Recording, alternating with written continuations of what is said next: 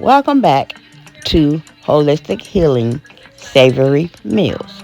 Today's video is about meal prepping.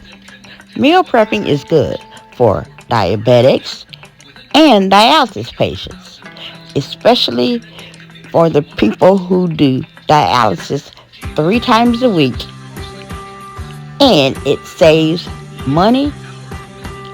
You prep your meals, keep them cool in the refrigerator.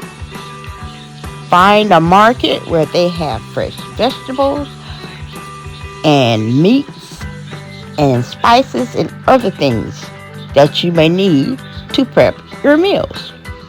I started meal prepping when I began dialysis, and I love it. So I also included like some little meal plans for the week and some containers that you can purchase for yourself or for your family, single servings or portion controls. I hope you enjoyed this video.